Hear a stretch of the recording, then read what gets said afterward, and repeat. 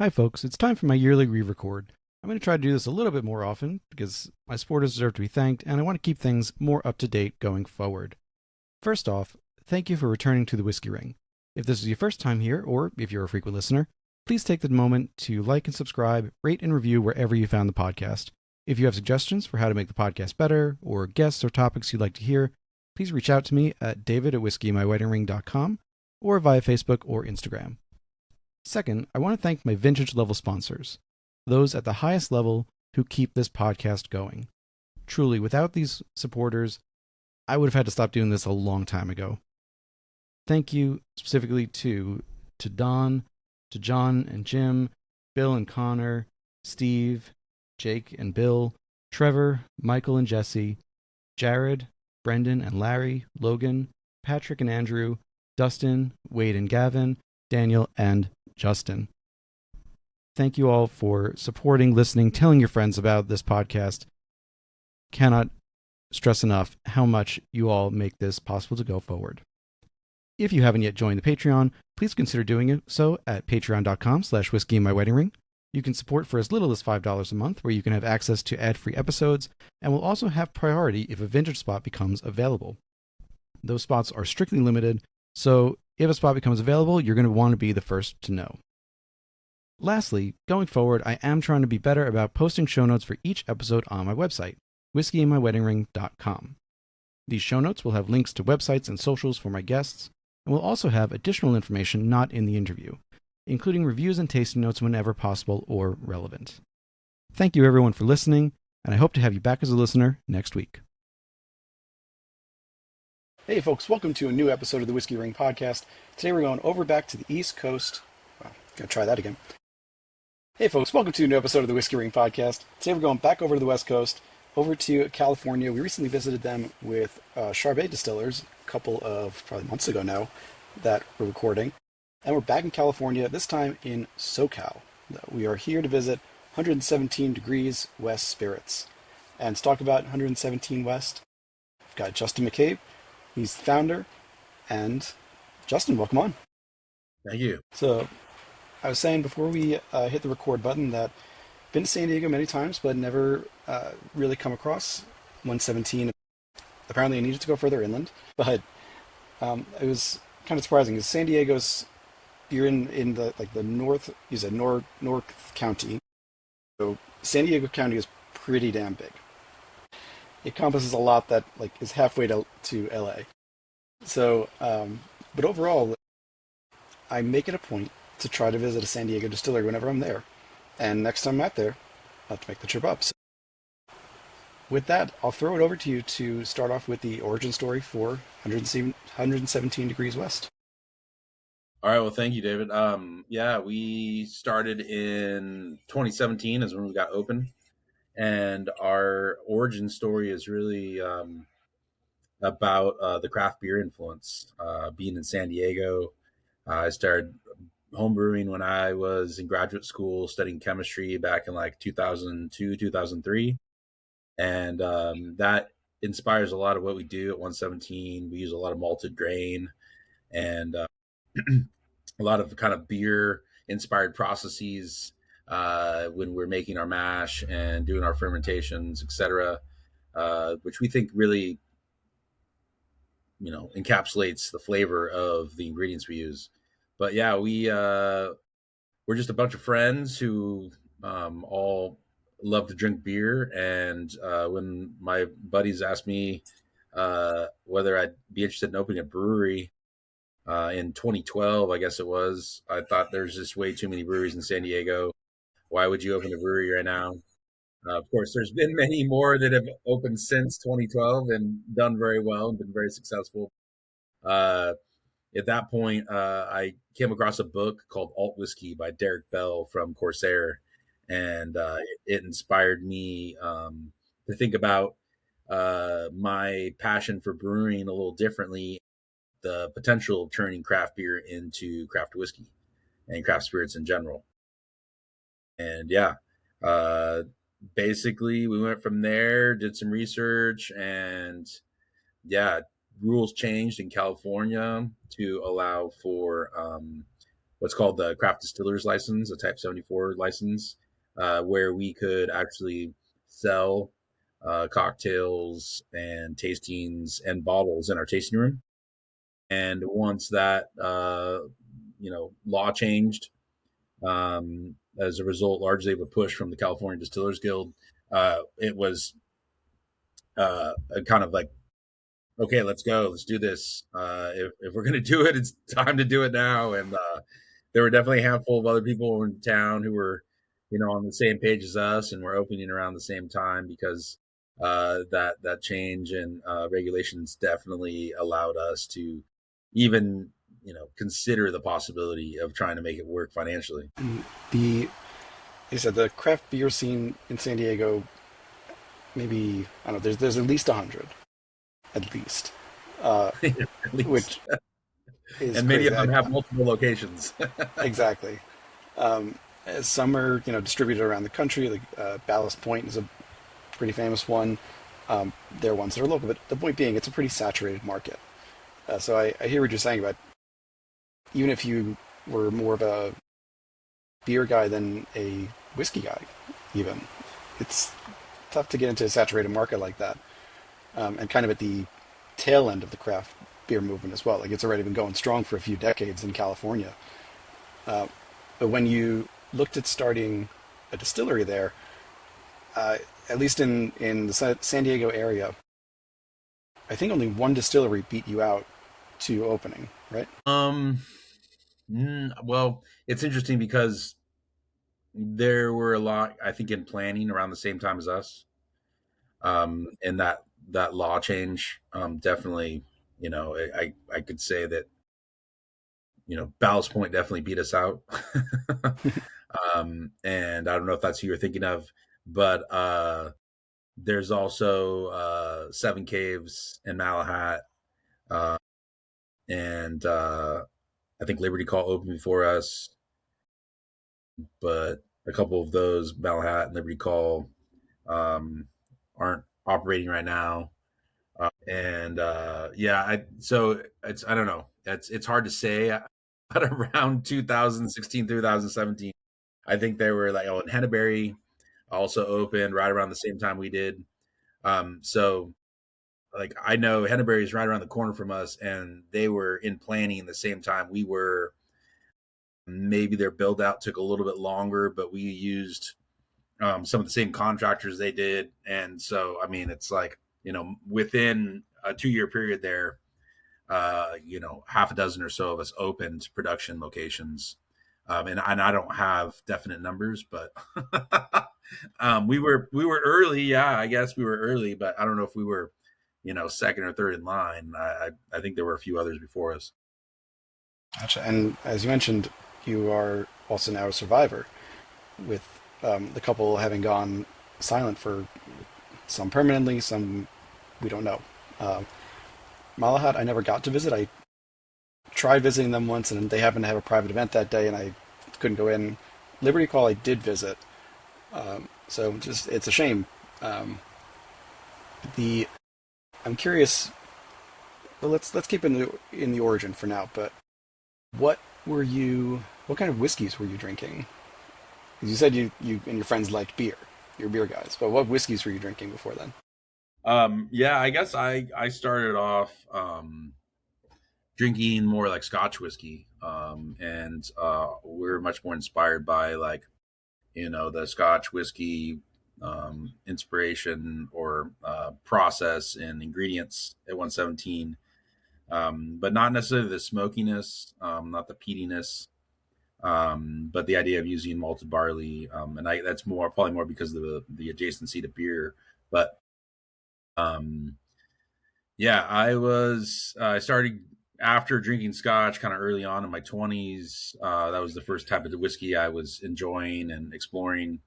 Um, but yeah, I would say that then I started to get into bourbons and rye whiskeys. I'm definitely more of a rye whiskey drinker over bourbon. Anybody who knows me knows that I actually don't really like bourbon, um, which maybe that's weird in this industry, but that's why we try and do things that are different, and we try not to just use or replicate, what's already been done. We're trying to, make a kind of a new path, forge a new path for primarily American single malt whiskeys in the American craft spirits industry. And even though there have been people doing it for a long time, like St. George, um, up in the Bay Area, it's still a lot of people don't really know much about American single malt or don't think that Americans make single malt whiskey. um, but what I found, I guess I'd say, and in terms of specific products and inspirations for me, kind of closer to opening when craft spirits really started, you know, coming around and growing. I'd say in like 2010, 2012, it seemed like a lot of small producers were starting to find a little more traction and success. And places like Balcones and Few, and of course Corsair, because that book I read, and I liked his experimentation with using hops in whiskey, which we have a product like that called Shariah, Westland, Westward, um, you know. But pretty much I was exploring our journeyman. I could list a bunch of them, but I list those names of those distilleries or even Del Bach, in Arizona, to a lot of customers and even people who come and visit that are like whiskey groups, and they have no idea what I'm talking about. And I feel like it's kind of sad that in the big world of whiskey, even these kind of what I would say like medium sized brands now that have grown and been very successful in the craft spirits world um, don't have the recognition. Even they're doing all the hard work and they're making a great product and they're differentiating and doing something different. That's not just the standard, 75, 21, 4 mash bill or whatever of bourbon.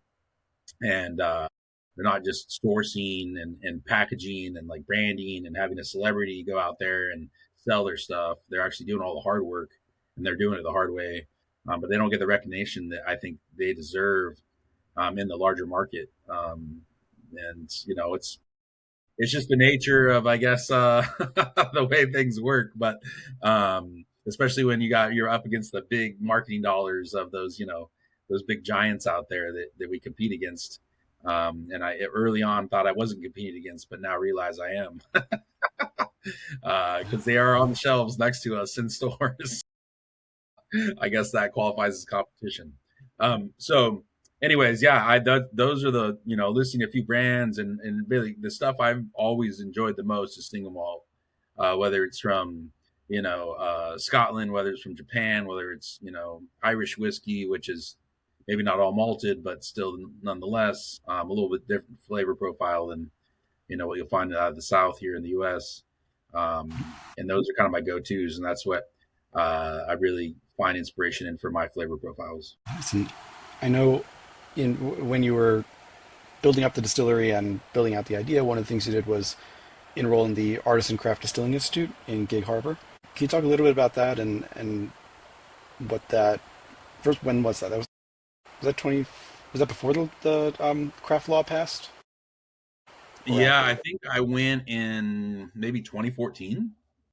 Yeah, I think that sounds right. Yeah. I think it was the summer of 2014. I don't know where you found that information, but yeah. um, it was super interesting, very informative and useful. Don't think it exists anymore because I hear that Heritage is actually closing their doors, which is sad. Yeah. But that was a really, really good experience for me.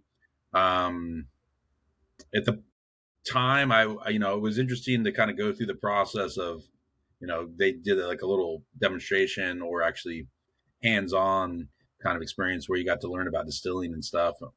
For me, that wasn't as crucial because I had, gotten some experience doing that and have a background in chemistry and things, and you know, um, wasn't as worried about that. But they covered so many aspects of the industry. They brought in really good people to talk about sales, marketing, compliance, all the like crucial aspects of trying to open a location or trying to open a distillery, and even the build out and the construction and all that, they covered pretty much all the bases. So it was extremely useful for me and kind of just opened my eyes to all of the challenges I was going to have to face over the next few years as we tried to plan out the distillery. As you mentioned, you had a PhD in chemistry. Don't want to undersell yourself. A PhD in chemistry from UCSD, and with that, you had some experience with distillation, albeit I would think not spirits distillation, not whiskey spirits distillation. No, Um, no, no, true. Yep. yeah, but you did have the home brewing experience. So you had the brewing experience, and then the let's say the technical side on broad strokes. Though this is 2014 when you're in Gig Harbor, and so it's 2 years before the Type 74 license becomes available. As I mentioned, there are distilleries in California operating before then: St. George, Charbet, Old Pachero, now RIP Old Pachero. But as you're thinking about getting into distilling and opening a distillery, was there a thought that, okay, if this law doesn't pass, yes, it's still possible to open a distillery in California, but it's no longer practical? Was there a thought to either opening somewhere else, or were you prepared to abandon the idea? Yeah, I guess I never got to the point of abandoning the idea. So I was never prepared to. Still not really prepared to abandon the idea. But yeah, I we definitely were not thinking about doing it somewhere else. Um, we had seriously considered doing it even before the law changed. But you do your projections and do your cost analysis and you do your research and your due diligence, and the numbers just didn't pencil. So I guess if the law had not passed, we probably would have never opened, to be honest.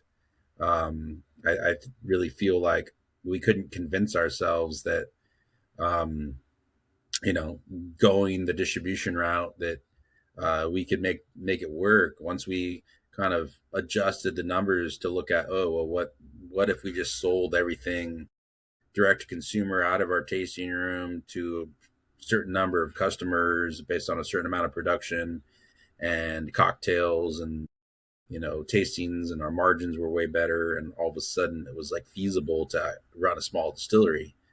um, Even to this day we only survive because of our tasting room.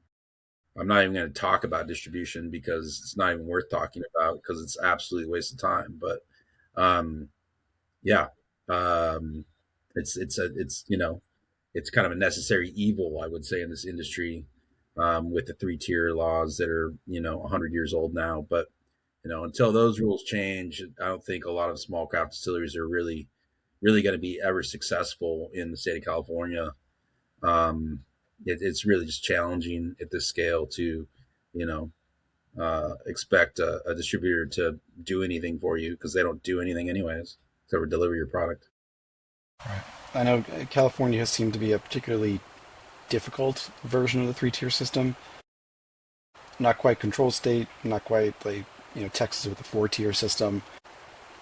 The lack of ability to self-distribute does seem to be a huge sticking point for these distilleries. I mean, none of the distilleries that we've mentioned so far, and even the ones that have been around since the 80s and early 90s, are would be considered large or necessarily well-known distilleries. And part of that's got to be because they just can't get the product out where they want to build that brand awareness that comes from that. So no, I know I've heard from a number now that yeah, the California just sucks for that, frankly, to put it bluntly. Uh, Yeah.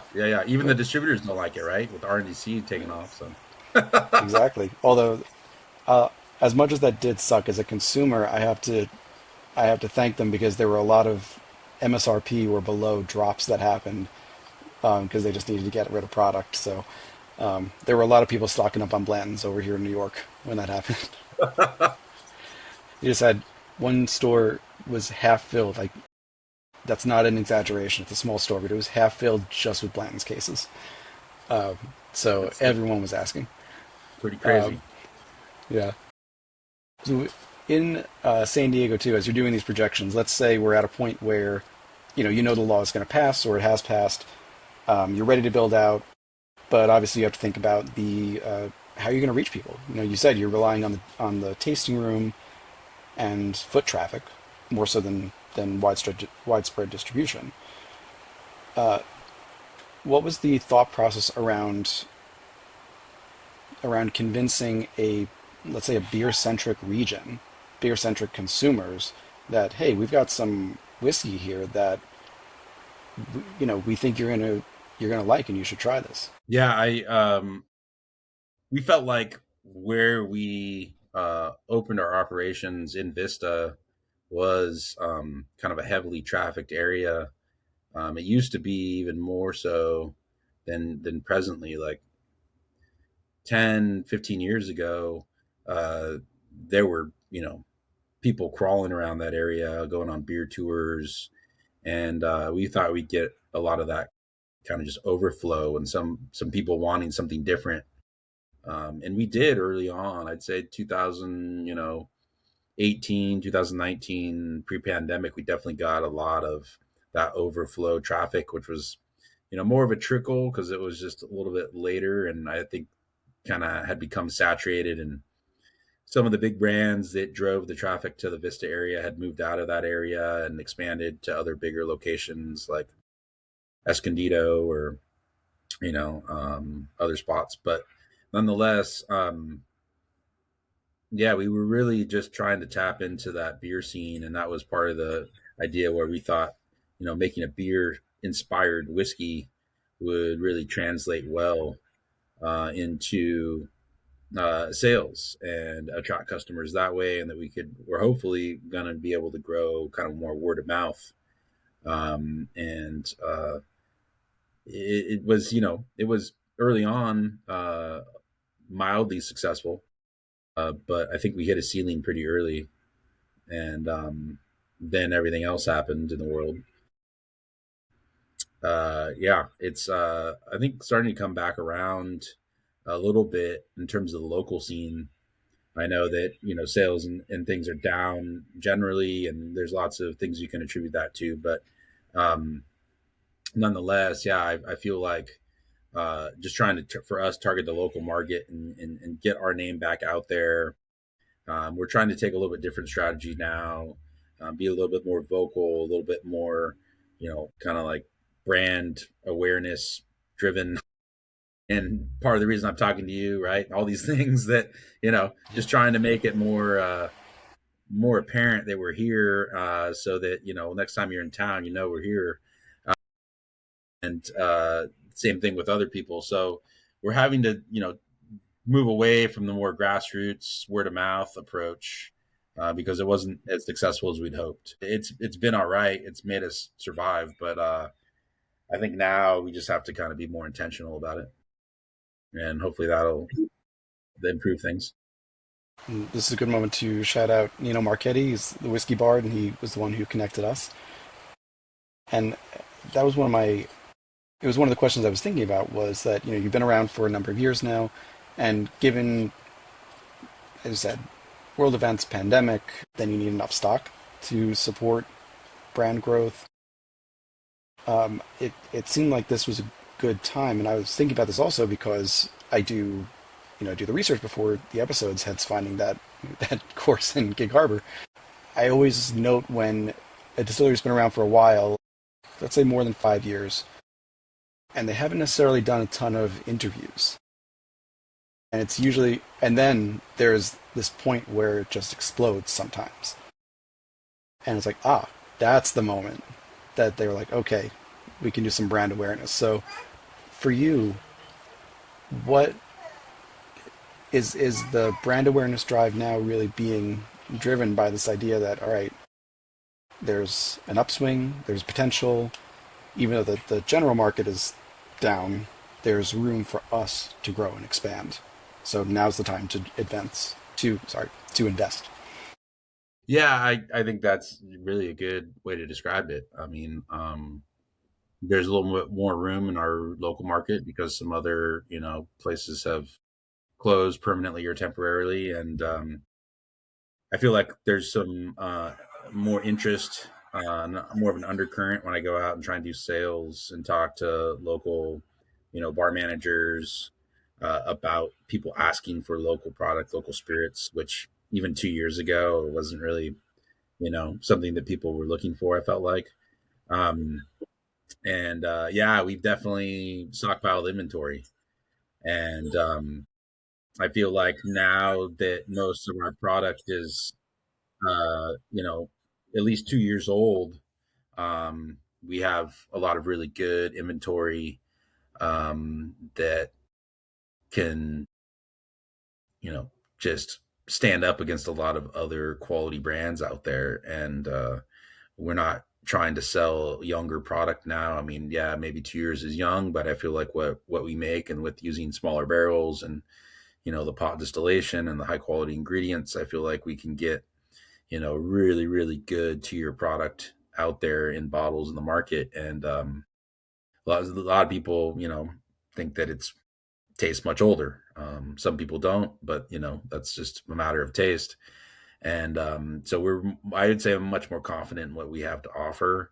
And we really need to drive sales to be able to continue, our level of production and sustain our inventory, if not, grow it, which is the ultimate goal. So to start out, the last question I have on the origin, this leads into the products that you have. You mentioned the single malt distilleries. I think all are officially making American single malt now that the regulations in. That were inspirations. Derek Bell, his book Alt Whiskey. You've got a unique setup as well, and we'll get into your unique still. Uh, Very much an appropriate word choice there because it's the only one that I could find. And did you bring in either consultants or unofficial, like, just friends and people in the industry to help you build out what your production facility would look like? To an extent, I worked with Dalkita out of Denver for the design of the space, but we used some local contractors for the actual build out, and they just had experience in the beer industry, and had worked actually over at Henneberry and done their build out, so they kind of knew how to do it right. There's a lot of kind of interesting code around distilleries, and trying to make it safe. But then the other big piece I would say was the guy who fabricated the still for us, Henry Anderson, who's out of Colville, Washington. At the time, it was called Gatling Still Works, but now is Craft Copper Works. And yeah, I visited him, spent plenty of time talking to him on the phone. He also convinced me with his small space up in Colville, Old Dominion, that you could make it work with just a tasting room. Um, it was he was definitely a big inspiration, and is still a great resource. And he's a big fan of making single malt whiskey. That's what he's doing now. He's been laying down a bunch of single malt up there with his new operation and new still that he built. Or maybe it's a reconstructed version of the old one he had. I'm not sure. I haven't been back up there since he has been doing that. But yeah, I mean, and then Mike Boyich was the guy who designed the still, the Alexandria still that we use, and he was a good resource. But I'd say really, like, for the design of the space, Dalkita for sure, and then Henry Anderson from Craft Copper Works was pretty much kind of one of my main sources for thinking about production and like kind of learning more about the ins and outs of the details of the industry and running a distillery. So he was a huge resource for me, and didn't charge me any money for that either. He was just a really good guy. So of course I paid him for building the still, so maybe that's why he was happy to chime in and help out and be supportive. But yeah, most of it was just like design of the tasting room, you know, relying on my wife's ability to like make good decisions in terms of, interior design, and relying on my business partners to chime in, here and there. But um, yeah, it was it was a big effort, but yeah, we got to work and made it happen. And I didn't have too many other industry connections at the time. I had attended a couple, ADI, American Distilling Institute conferences, and trying to figure all that out in terms of sourcing, everything, ingredients, bottles, closures, etc. But um, yeah, the design of the space, there was really just those main few players that helped. The Alexandria still, like I said, it's the only one I've seen. They might be using one now, back where this one came from. It, looking at it in a picture, I was trying to find a video that kind of showed it in action, the same way that when Todd Leopold brought back the three chamber still, made a whole like documentary about this is how a three chamber still works and all that, because we didn't know.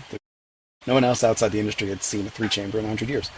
So the Alexandria one looks to me kind of like an Apollo rocket or a rocket booster.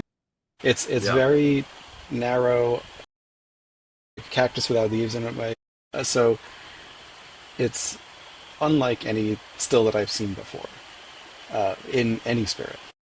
Um, and I kept thinking to myself, that's got to be its own level of trust in yourself when you've got a still that potentially only Henry Anderson has made spirits on.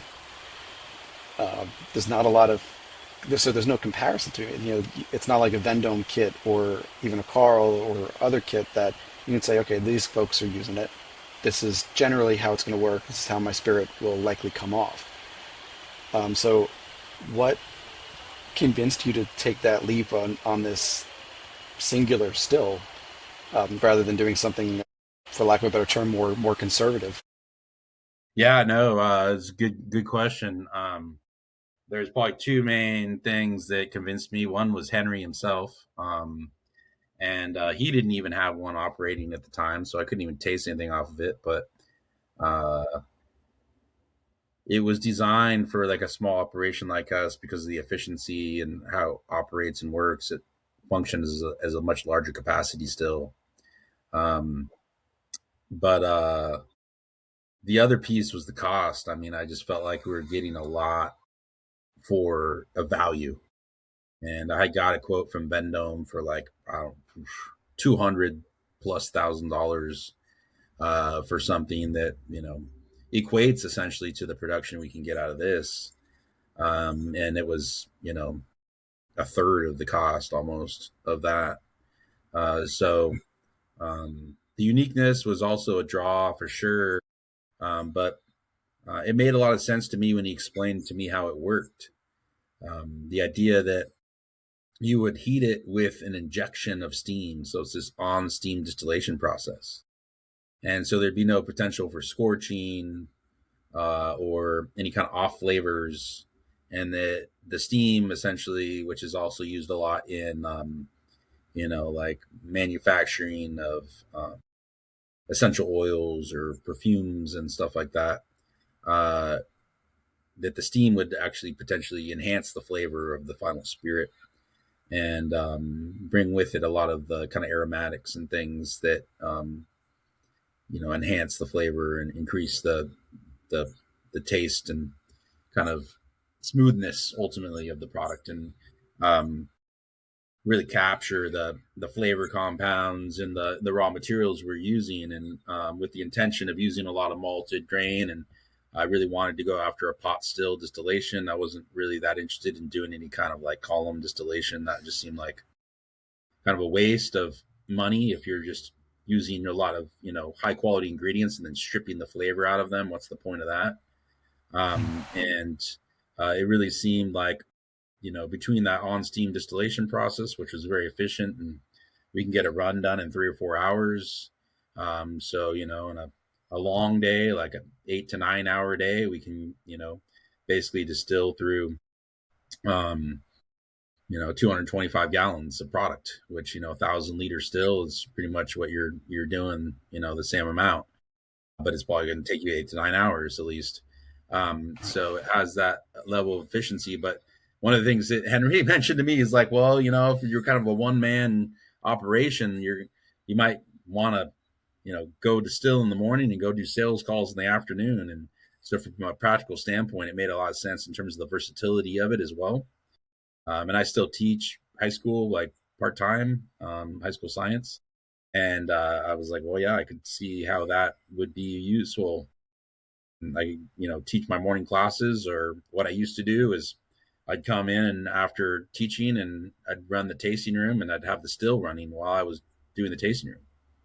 And I'd have to run back and check to make sure that, I could make my cuts and things, and I put timers on. But at that point I knew my runs well enough that I could kind of time it well and get all that done. But yeah, it was definitely a big leap of faith, I'd say, in terms of choosing that.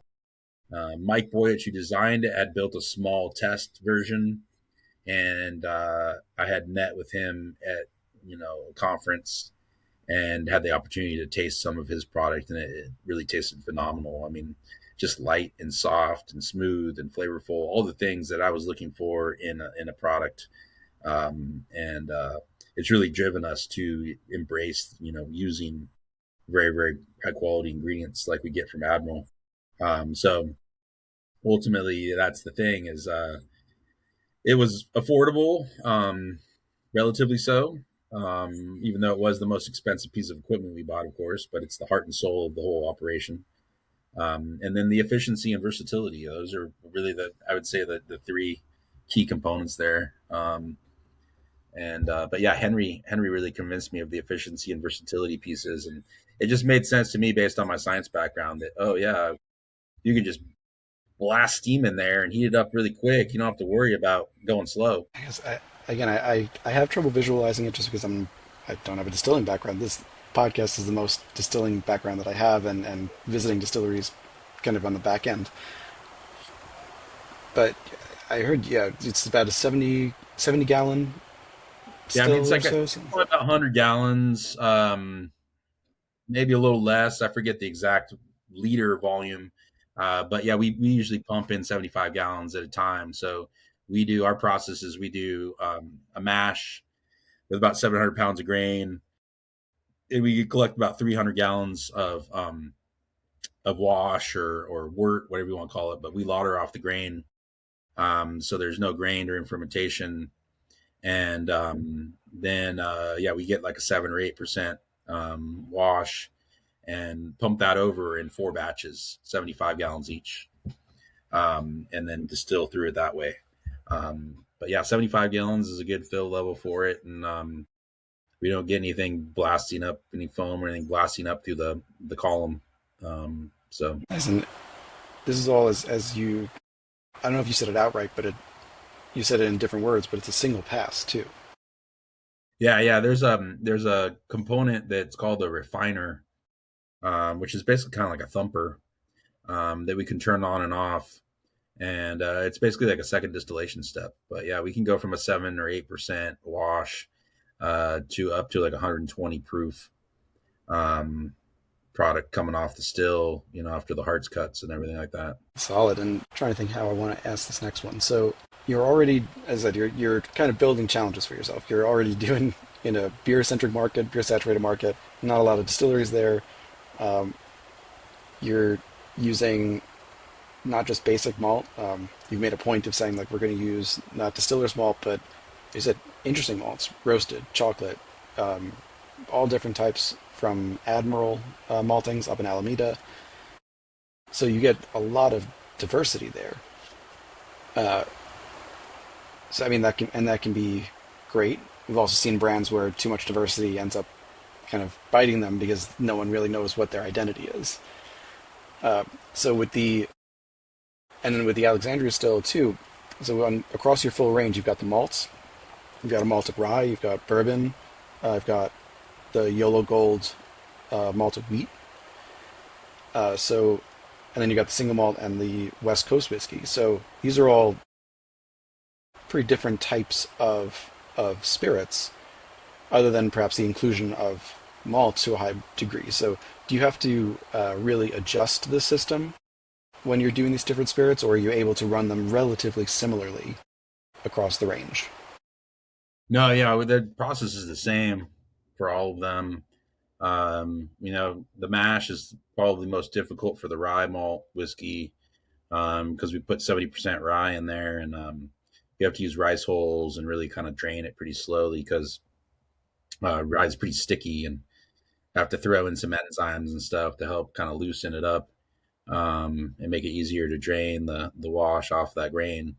But otherwise, yeah, I mean, the bourbon's kind of the biggest pain in the butt for us, which is probably the opposite of a lot of places. But we're not really set up to like do good cereal mashes.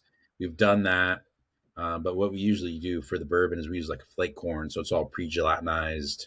All those starches are already available, and then we can just do a single infusion mash that way, instead of having to do a cereal mash and then add in the enzymes with the barley, etc.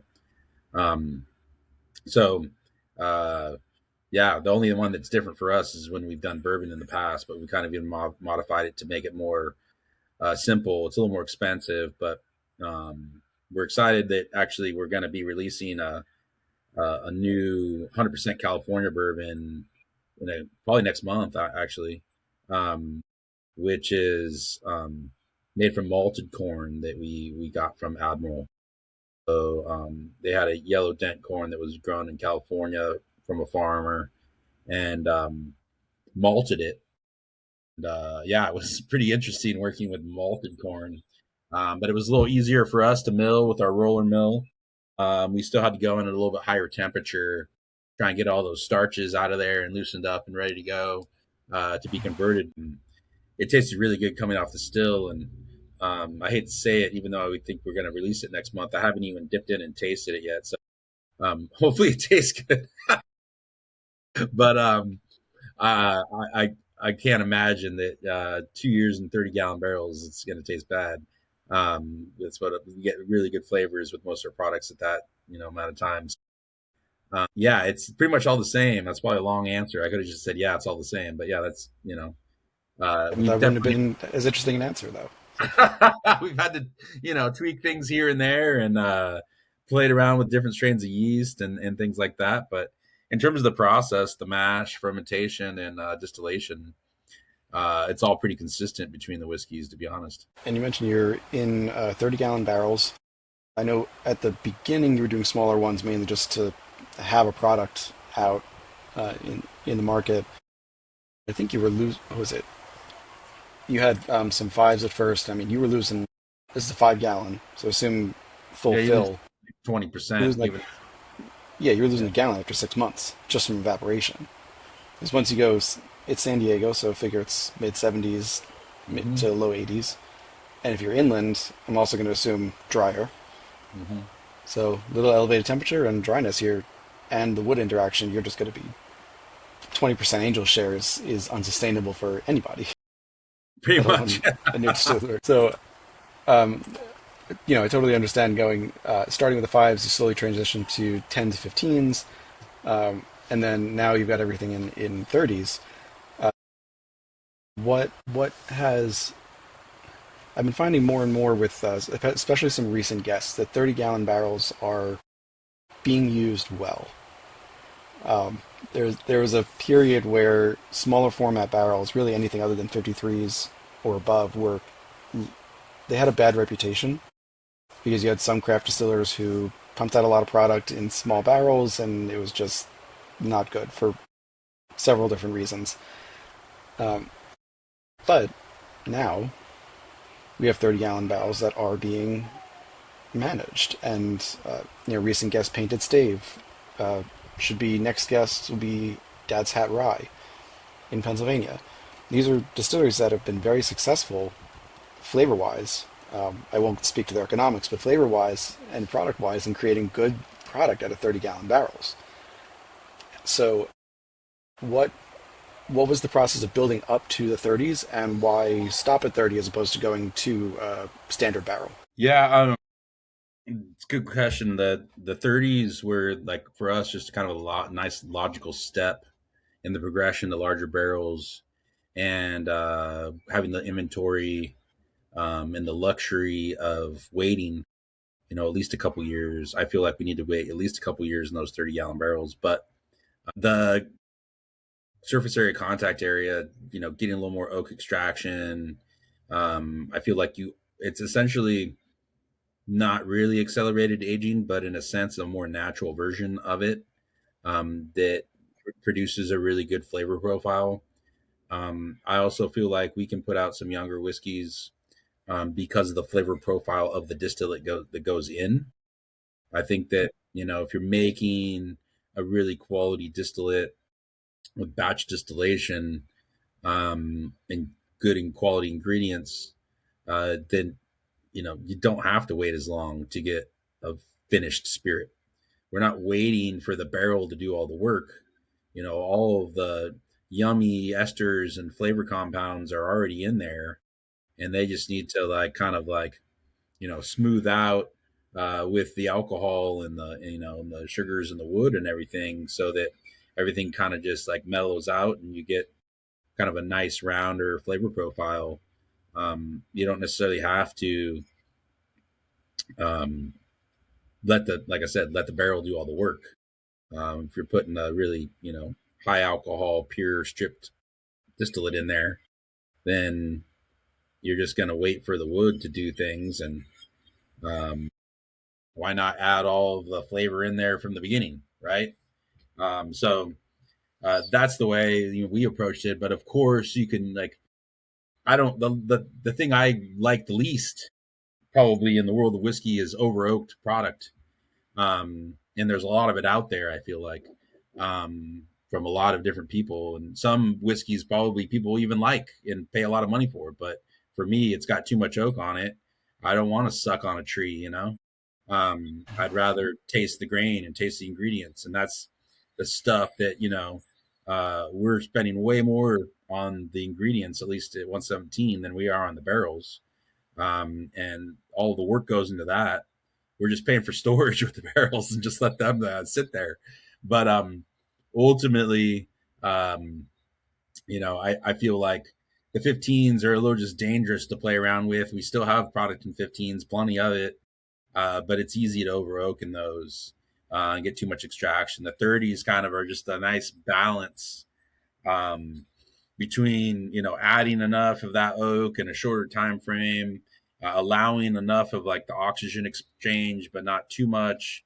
All of those different components, not too much evaporation, so your angel share isn't crazy like the 5 gallons. Um, but yeah, I am playing around with some 53s, and it will take a little while. We haven't filled those until last year, so I'm still exploring. Even 8 years in now, right? With all of the different variables, and the one that takes the most time to explore with, of course, is the aging process. If you're doing it all naturally and not trying to play god in terms of the whiskey god, accelerated aging stuff, and all the crazy extraction processes and pressure temperature things you can do. But I've never tasted one of those that I actually thought was close to anything that we've made. So I kind of settled in, even though I would say a man of science. I've settled in that nature does a much better job. And once we figure out the science and then of the actual, dynamic process of whiskey aging in like every regard, and I think there's a lot of open-ended questions along those lines of the aging of whiskey, because already I've seen so much discussion of like geographic variability and its influence, right? And there's just so many factors, and I study climate, so I'm used to these ideas of like, okay, well, sometimes the system is just so complex that you actually can't constrain every variable, and it's just almost to the point of unpredictability, and that's I think the nature even of aging whiskey is that it's almost unpredictable because even barrels next to each other with the same product in them taste completely different because of the sources of the staves from whatever trees in the forest, and whatever the cooper does with it, um, at the cooperage, and there's just there's no way you can expect that it's all going to be solved and figured out and predictable. So I think that's a big piece of the artistry of it. And then on the back end, trying to blend the flavors together, or making single barrel batches that are like the unicorn barrels that we encounter occasionally, and trying to promote those to your loyal customers, that this thing tastes so good we didn't even want to proof it down, we just put it straight in a barrel at cast strength. And you know that's the fun piece of the whole project, and the whole endeavor of making whiskey, I think, is the artistry and the unpredictability. As much as you try and constrain and control everything, there's aspects like the aging which are difficult to know what's going to happen. And maybe it's one day we'll have it all figured out, but I kind of doubt it. 8 years in is it sounds like it's not a lot of time, or it can sound like a very long time depending on how you've experienced it. But in the life of a craft distillery, it's several lifetimes. There was another guest I was speaking to that this was a couple months ago, but they said, we've been around about 10 to 12 years. Whatever you tasted in the first year or two from us, I'm glad you tasted it. Helped us stay open, keep the lights on. But come back and see what we're doing now. Because now they were, I'm blanking on the name, but they were a little farther north, so they had, 4, 5, 6 year old product now because they could age that longer. So we're like, it's different. It's just evolution. With the products that you've been experimenting with, whether it be the malts and blends of malts, or the wheat, the rye. So when I say malt, I'm specifically going with the barley, and then you got the malted rye, the malted wheat, and the malted corn. We found that certain barrels work better for each one. Yeah, definitely. We reuse some of our own barrels, and primarily our own barrels, to be honest. And with our single malt and our yellow gold wheat malt whiskey, we prefer to use like once used barrels that don't impart as much of the oak and tannic structure to the product. Really features kind of the lightness of the wheat malt and the yellow gold, and kind of the complexity of the malt flavor profile of the single malt. And whereas like our rye and the bourbon, of course, we have to go with new oak just to be compliant. But also it makes sense in terms of trying to get the flavor profiles that are expected out of those products.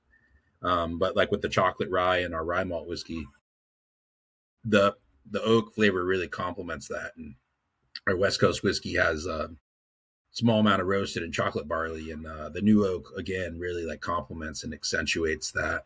Um, and I would say the distillate, kind of like I was talking about earlier, the flavors in the distillate like stand up to the contributions of the oak, and complement them in a way that early on I didn't want to put the West Coast in new oak, but when we tasted them, we were convinced that that was what we had to do, just because it tasted so much better out of new oak. So yeah, those are definitely intentional decisions.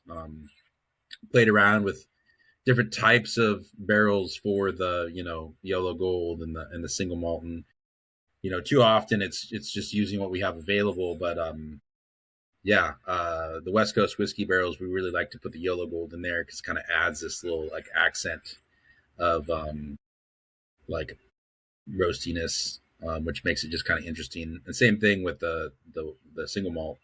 Um, I'd say the rye and bourbon also work really well for the single malt. But we also age some rum and bourbon barrels and things like that. So um, we have our preferences, but nonetheless, yeah, it's just a game that you kind of learn to play as you go along.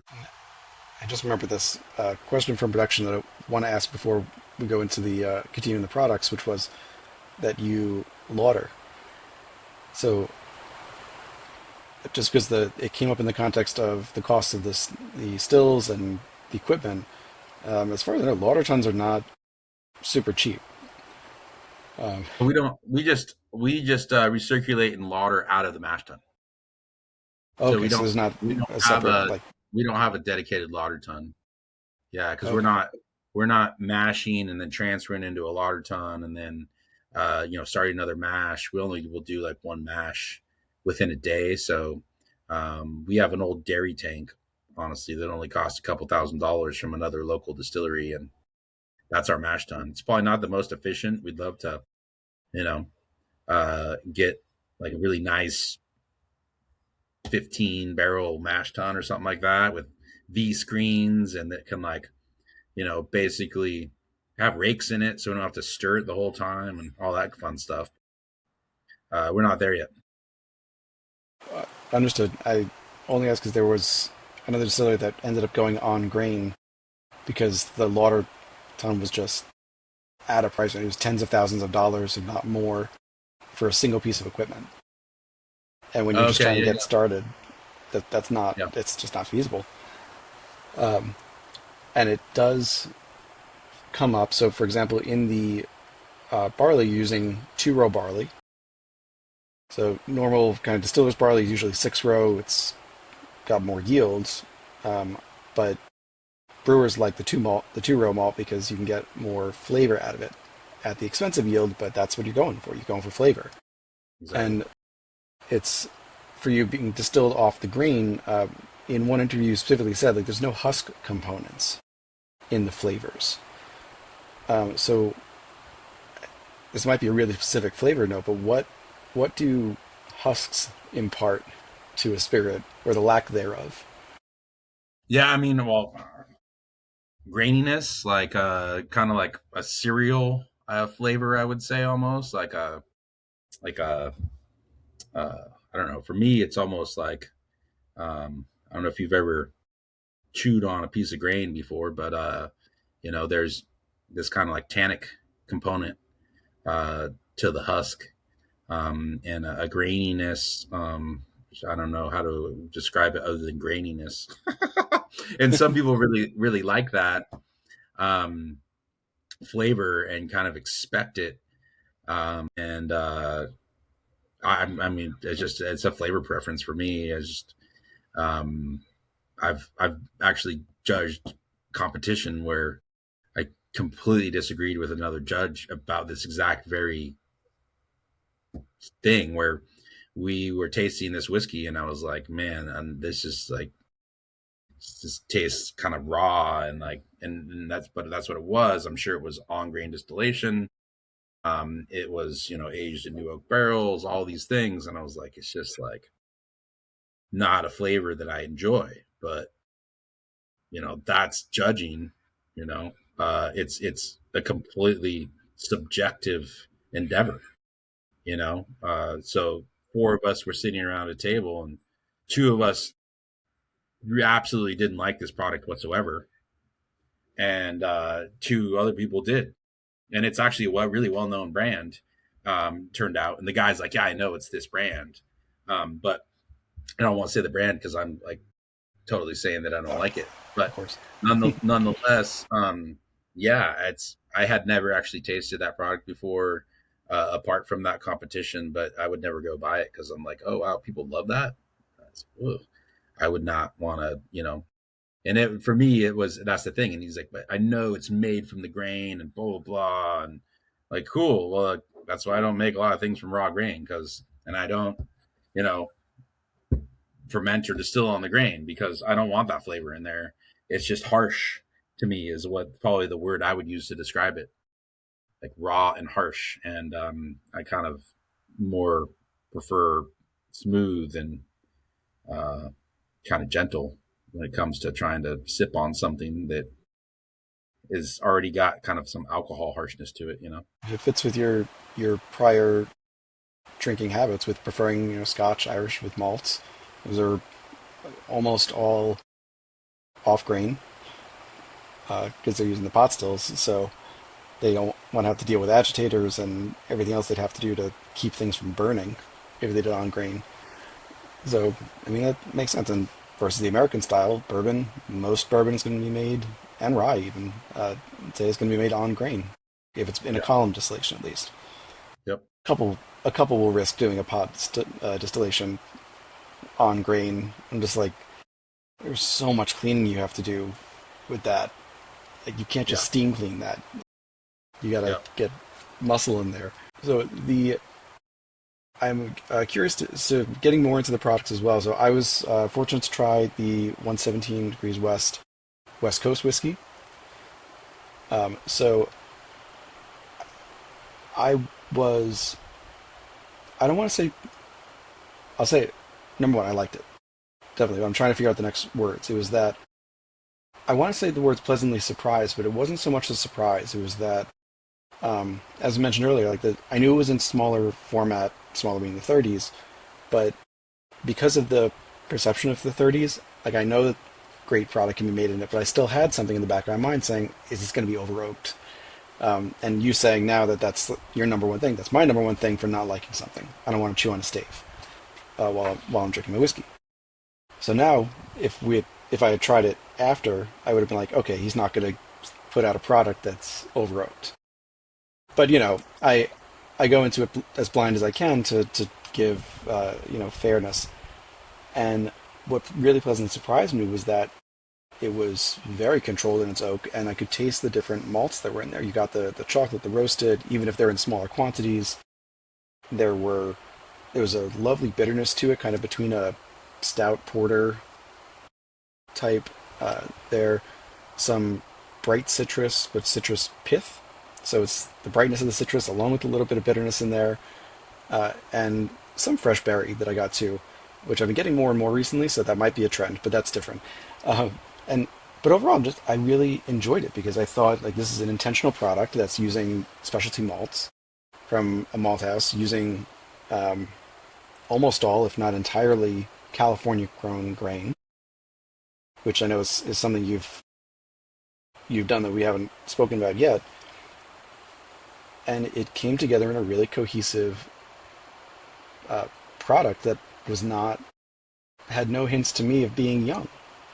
Like you were saying, 2 years can be young for people, and I just didn't feel that. I felt like it was a very complete product as it was. I'm curious to see what it would do with another year, but it's not a case of this needs another year to be successful. So, in terms of the let's say particularly the West Coast versus the single malt, now, one difference you mentioned is new oak versus used oak. Um, are there other differences between the two products? So, especially those that make them like a really good side by side comparison.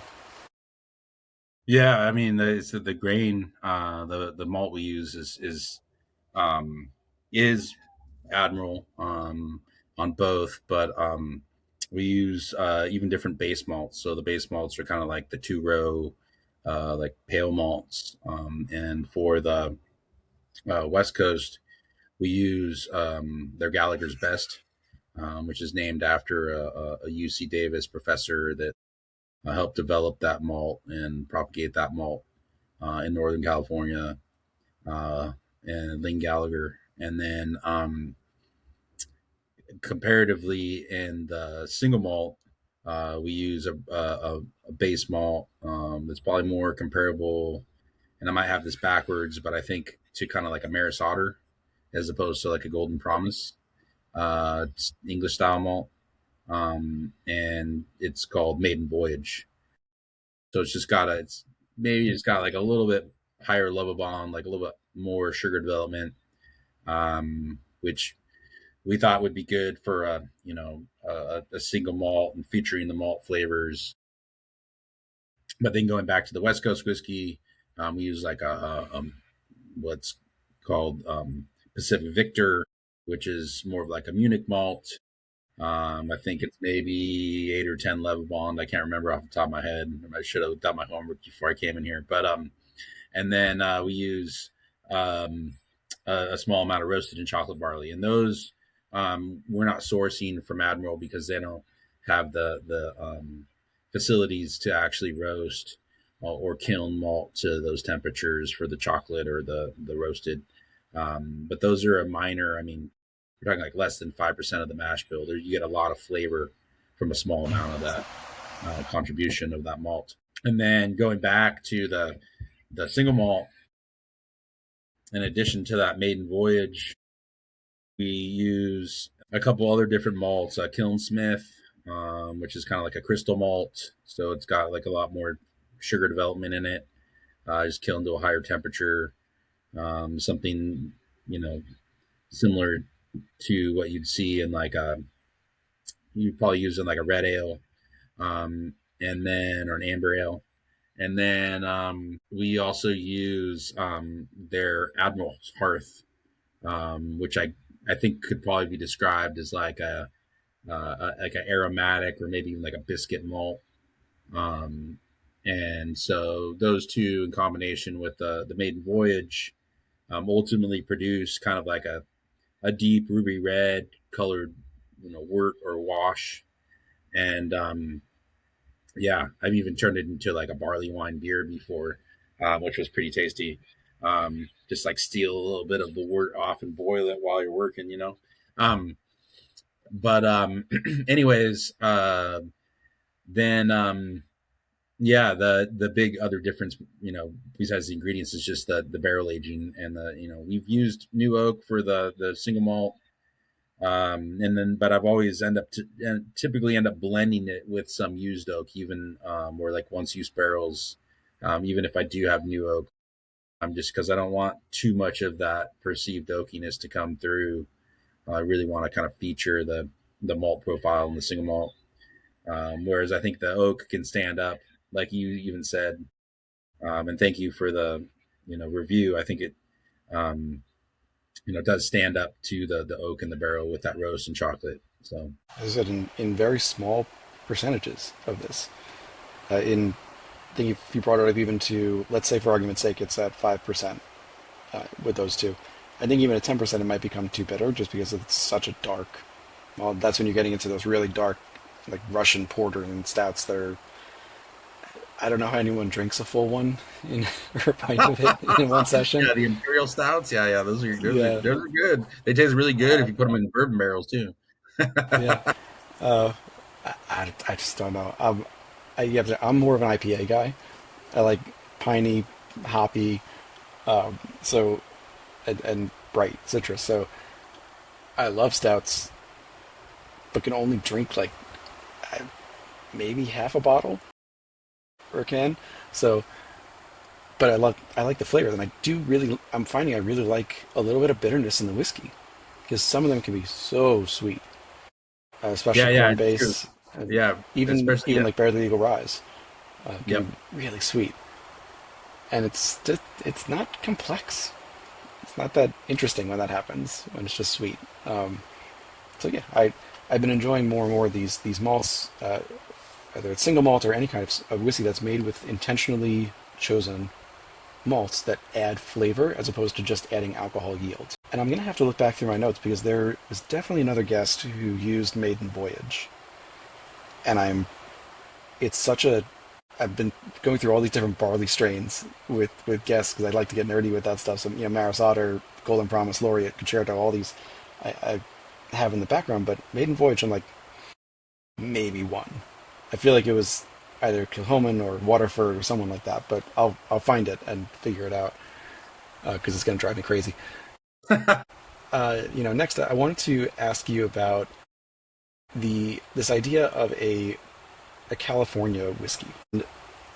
You've spoken in the past about how California is not really known for a particular type of whiskey. Like the East Coast and even Kentucky, you've got Pennsylvania, New York, Northeast known for rye, Mid-Atlantic rye, and then going into corn whiskey with a higher percentage of corn in there, and then of course the corn whiskey along the Mississippi. Up north, in the Midwest, you've got rye because that's what grows there, and can't get corn to grow there very as well. In the South, corn, rice, wheat. I mean, California is one. It's obviously such a huge state. It would be hard to homogenize a single style for it, just in the different ecosystems and climates that it encompasses. But arguably, and you've alluded to this in some interviews, one of the things that it's known for is because is this epicenter of craft beer. So why not have a California style whiskey that its identity built off of that beer movement? So in your mind, how would you define a California whiskey? Yeah, I mean, I think one of the things you can look at it is like historically, like you're saying, some of the other states derive from the kind of the Northeast, and of course the corn. When westward expansion happened and people realized they couldn't grow rye in the South, it became corn. It's just whatever you could grow and turn whiskey into. But even though there weren't a lot of um, historically a lot of distilleries, I'd say in the early 20th century, if you look, one of the largest crops grown in like the really 40s and 50s, and even I'd say even back to the 30s in California was barley, and it was feeding the kind of leftover agricultural industry that was still around. And you still, if you drive the Central Coast, you see some of these ranches that have cattle roaming around and eating grass, and but barley is a great feedlot for cattle, and so that's part of the reason that historically a lot of barley was produced in California, and it was actually one of the major crops. If you look back 70, 80 years in California, so I think that's maybe part of the rationale from a historical perspective. It grows really well here. Fortunately, some of these farmers in Tulare Lake and up in Sacramento and Yolo County and other places around the state are trying to kind of bring back barley, partly because, like you said, they probably see the attraction for the craft brewers of getting really high quality, sustainable ingredients. A lot of them are using sustainable no-till practices, things that are better for the environment, that are leading to more sustainable, long-term quality production of grain. And yeah, for me, it's partly just trying to support them and what they're doing. And also the idea that, yeah, I think California does, like you said, identify as a beer state, right? I mean, there's a lot of great craft beer that comes out of this state. And then so that's essentially, in my mind, what we're trying to do is encapsulate that approach to flavor, but translating it from craft beer into whiskey. And that's why even that West Coast whiskey that I sent you is, I think, a good example. And some people, West Coast whiskey, what does that mean? It's going to be like hoppy because they think like West Coast IPA. But for Sure. me, it was just distilleries I had, encountered and kind of researched as I, you know, started to think about opening a distillery and playing around with flavor profiles myself. Um, it was interesting to see the amount of like malted ingredients, grain, and I should say malted barley specifically, that were being used kind of west of the Rockies. So whether it's Stranahan's and their single malts, or Westland's and their single malts, or Rogue was doing a good amount of whiskey at the time too, and the idea was just trying to you know capture that approach, and it seemed like that's what we did in the West Coast. Is we made single malts and malted whiskey, and primarily barley, and so that's kind of my thought process for it all. Um, and fortunately, around the same time we opened, Admiral opened, and I actually funded their Kickstarter campaign. Then started ordering a lot more quantities. Probably not enough for Ron. He'd like me to order a lot more, but hopefully we'll get there one day. Anyways, yeah, I we've kind of grown up alongside Admiral, and we really value that partnership with them. And just the other day, I got a really interesting email from Ron um, telling me about some ancient grain that he wants me to make a whiskey with. And we've done some interesting ones. We did an oat malt whiskey with some of their Clipper oats. That was phenomenal. We should have made more of that, but it's a balance between trying to really embrace that, like, okay, we're going to make these whiskeys and these products, like you said, you can get lost in the variation. And for me, and my kind of creative side of my mind and trying to develop flavors, it's hard to like even stick to that palette um, of just, okay, we're just doing these five whiskeys. I've been kind of exploring around more now with cask finishing, and I think that's a component that's interesting for California whiskey as well. Finishing in stout casks. I know a lot of the like Jameson and Ireland and some of the other Scotch distilleries doing like port cask and wine cask finishes. So I've tried to temper my creativity to that a little bit without just making entirely brand new products. But yeah, I think that is really the thing behind it, is the inspiration of the historical production of barley in California, and then the craft beer boom, which has been a huge craze and kind of identity for California over the past 20 years. And I've kind of like grown up in adulthood with that, being from California and seen places like Firestone and Russian River and Stone and Ballast Point and all these things. Kind of grow up from the late '90s to now, and yeah, it's I think it's something that you can't ignore when you're making a alcoholic beverage product in California. It's like wine is big too, right? Wine's huge, and but then but there's a lot of guys making really good brandy out there, and so we make a little bit of that, but we just play around. We don't. It's not our focus. So yeah, but the only other thing I'd say about the like California beer is one other product. I don't know if you came across it. It's not even technically a whiskey according to the government, but we make a product called Chiraya, and I was going to ask you about that. Yeah. yeah, cherry wood smoked barley, rye, and malted barley, and we distill it through hops and then age it in barrels. And since we actually infuse the hops naturally before we put it in barrels, the federal government doesn't allow us to call it a whiskey. It's a distilled from grain with hops. Um, and but it's in my mind, I call it a hopped whiskey, and that's what I describe it as, even though we're not technically allowed to say that on the bottle. But that one is what I think a lot of people have in mind when they think West Coast whiskey.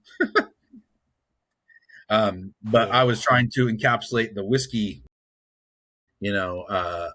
style of the Western region, as opposed to, purely a beer inspired whiskey. But like Seven Stills up in, San Francisco was doing a lot of hopped whiskey, and literally whiskey made from beer. Sure. So we take a slightly different approach because we actually break it down and don't add the hops until the distillation process, kind of like making a gin. But we make a little bit of that stuff, and we always sell a lot of it. Our customers absolutely love it and think it's the best thing we make. But when you put I it mean, on a it's shelf, sold out right now. So that's true. It is. um, yeah, we're gonna bottle some more soon. I just gotta get some more bottles. But yeah, the when you put it on a shelf, though, we've noticed, at a retail location, nobody knows what the hell it is. So um, it's a kind of hard thing to make in volume unless it absolutely took off and people were like, I want more Jiraiya, but it's just this made up word. So what is it? Who knows? You got to read the label. so cherry, rye. Cherrywood, I, cherrywood, cherrywood smoked barley. oh no, I'm just thinking like I know it's a made up word, but the Oh. kind of Oh yeah, portmanteau of the word. the name comes from Cherrywood Smoked Rye IPA, Charaya. Gotcha. Gotcha. And the Opal and Mosaic hops. It's a very nerdy beer question. I know I like Mosaic hops, um, but Opal, I just don't know if I have before. Are these more aromatic, bitter They're more hops? like a noble hop. Noble hop. Okay. Yeah, so more like an East Kent Goldings or something like that, right? Like a kind of like a British. Gotcha. I mean, I, I'm interested in trying this when it gets bottled again. Because again, I've been enjoying the hopped whiskeys. Um, I said we had Charbet on a couple of months ago. They were Hmm. R5 and it's delicious. I mean, they were the first ones who convinced me that a hopped whiskey could be really good. I haven't had Seven Stills. I've had a couple other hopped ones that just like I saw the value of it and saw that other people might enjoy it. I just didn't. But after having theirs, I was like, oh, there's a okay. If you do it right, you can do this. This is interesting. So now I want to try your guys' hopped whiskey to see what's Yep. there. Charbet was one of the first I tried. After I drank theirs, I was like, "Oh, this can be a thing. This is really interesting." But Yeah, yeah, yeah. No more R5 though, I because know yeah, Racer 5 got sold off. Um, but so we got to enjoy the products that we've got. exactly. So on that cheery note, uh, we just got a couple minutes left, but I wanted to. I like to end on these kinds of questions, which is, you've been doing this for 8, going on 9 years. Been thinking about it for longer than that. You're, still teaching part time. You have a growth plan in mind. You're investing now. So, especially in the context of seeing your competitors, friends, somewhere in the middle, some succeeding, some closing in the area. What do you see as the legacy of 117 West? Well, what I really have been trying to do, like we just talked about, is you know make California whiskey and help develop what that is. I don't think I'm necessarily the expert on it or the only one doing it. It's just kind of an organic thing.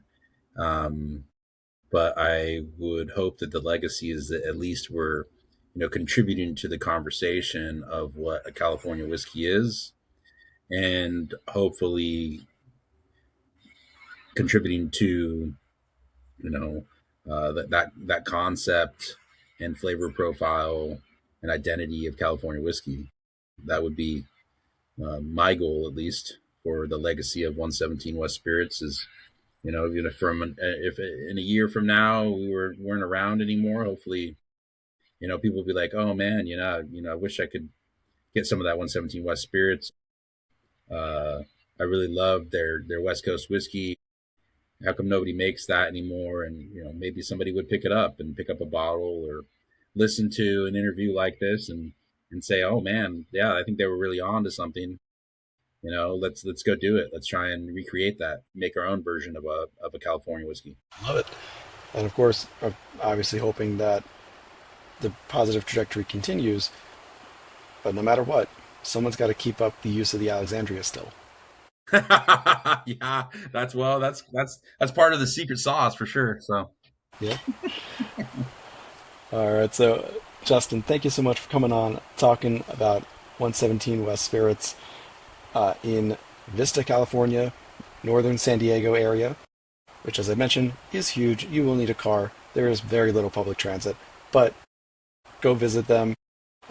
It's just a beautiful area of the country that, about as far from it as you can get, and it's beautiful every time you visit. And it barely rains, so what's wrong? Go there, enjoy some whiskey, some beer, and some Chiraya if it's in stock and bottled. As always, you can check out in the show notes. There'll be links to where you can follow both the podcast and 117 West. So you'll have everything up to date. There will also be some technical stuff in the show notes that we spoke about if you want to know more about their process. Justin, hang on with me for just a minute after I end recording. This has been another episode of the Whiskey Ring Podcast. Thank you everyone for listening. Please like, rate, and subscribe wherever you get your podcasts. Let's keep that 5-star rating going on both Spotify and Apple Podcasts. And if there's something I can do to improve the podcast, just reach out and let me know. Thanks everyone. Cheers and see you next week.